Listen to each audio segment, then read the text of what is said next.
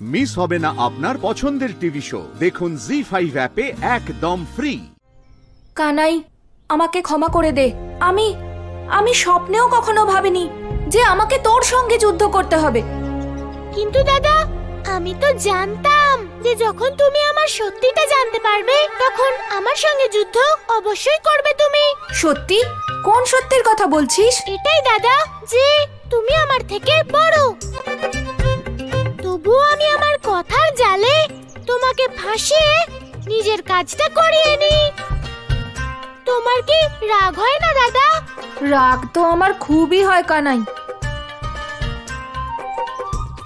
তার মানে হলো তুই সব সময় বড় বড় কথা বলে আমাকে দিয়ে তোর কাজ করিয়ে নিতিস।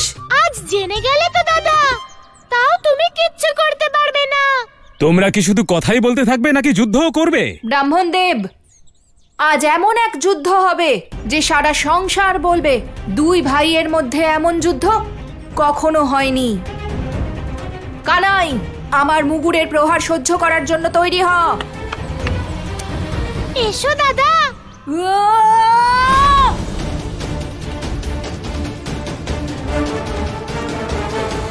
দাদা, তুমি অধর্ম করছো। তুমি ভুলে যাচ্ছ আমি নিরস্ত্র। তুই আমার মুগুর তুলতে পারবি না, সেই জন্যই তো তুই নিরস্ত্র।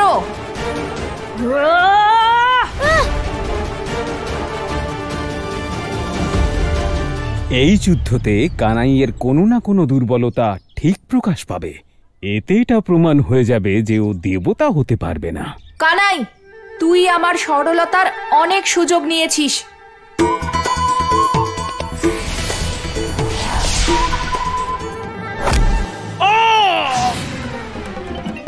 কি কানাই, কেমন লাগলো আমার প্রহার?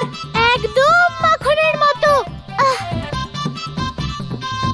আমার তো কোথাও আঘাত লাগেনি।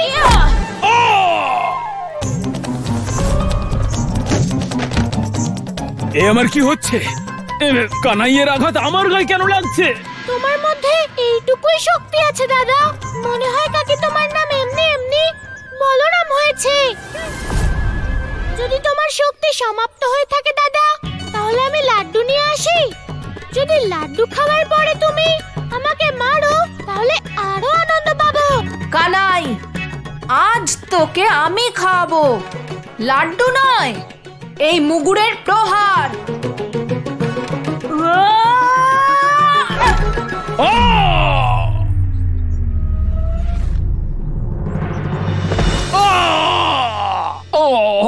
দাদা, আনন্দ পাচ্ছি না, আর একটু জোরে মারো না।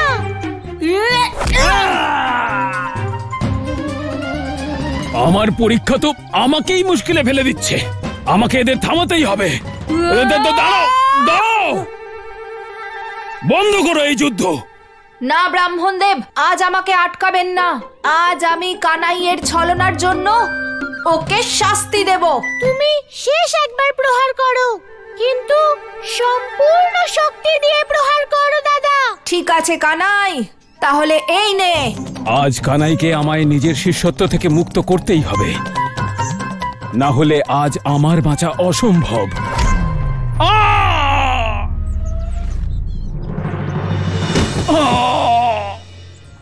জি5 ডাউনলোড করুন আর সব এপিসোড দেখুন একদম ফ্রি।